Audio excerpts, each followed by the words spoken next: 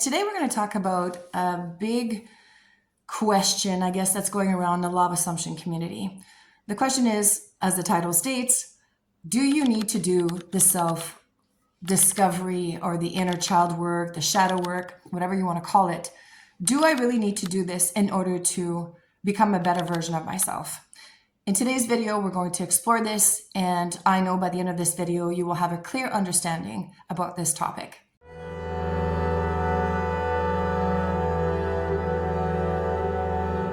Welcome to my channel. My name is Christine, also known as the Real Life Changer, and recently have acquired the nickname Mama Coach, which I find very endearing.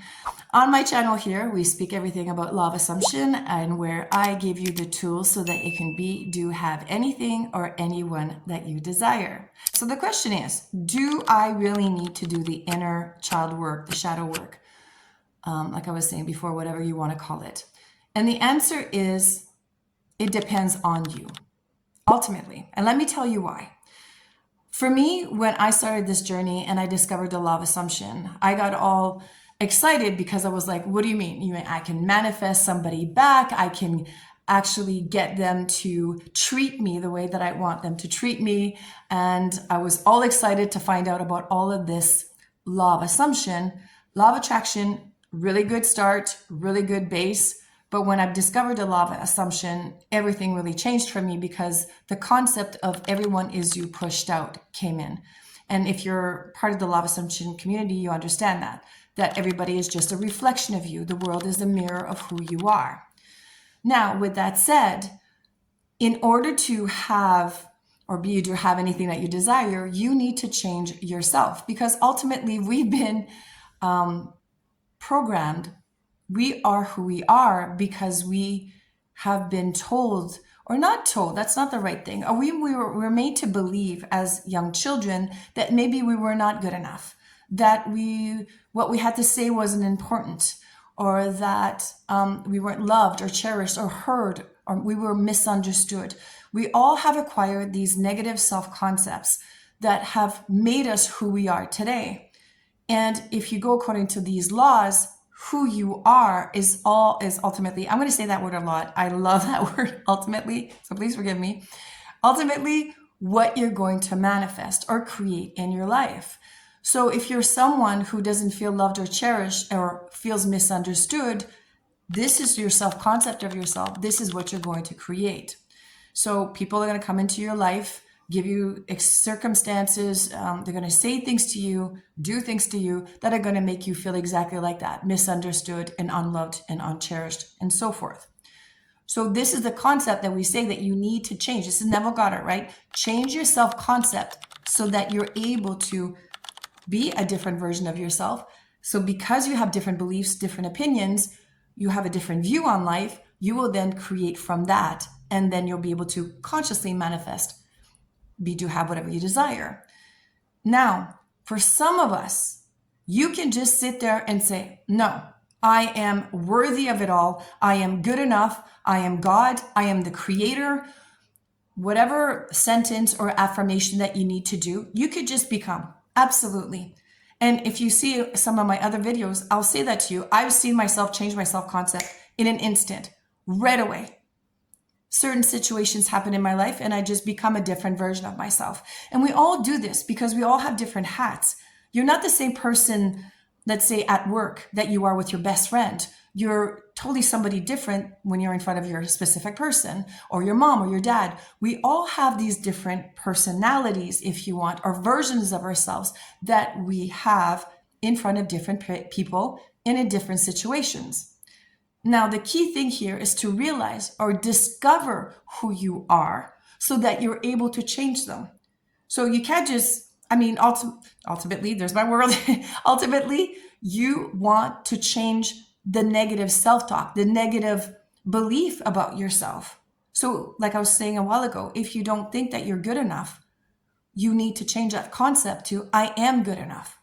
And for some people, just keeping affirming that, just saying, nope, I am good enough. Nope, I am good enough. And staying in that state, they can achieve it. They can. They ultimately get to that point, where They believe in themselves, they've changed who they are, and now they're able to create from that.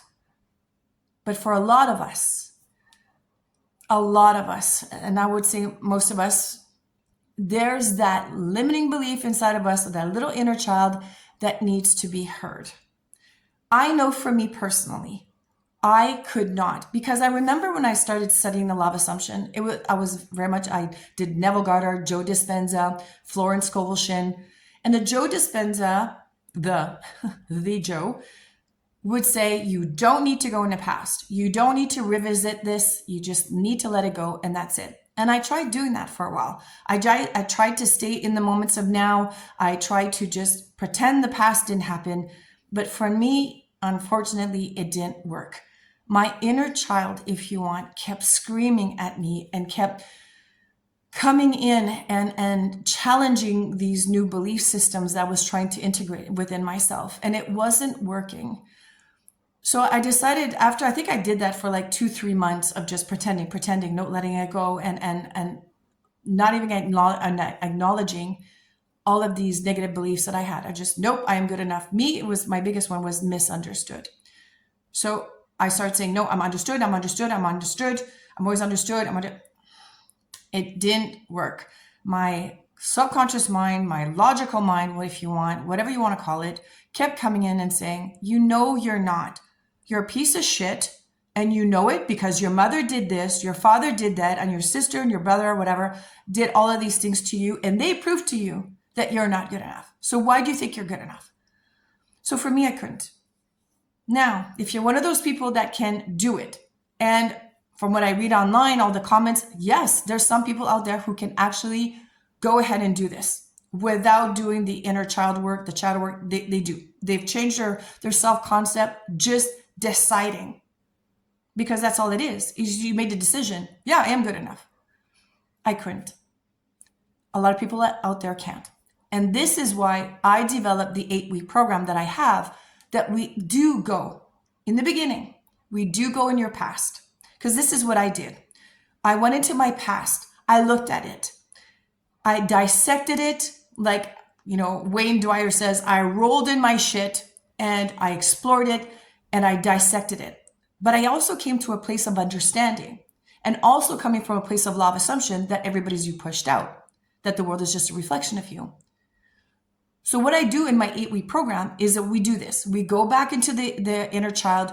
We go back there. We do some exercises.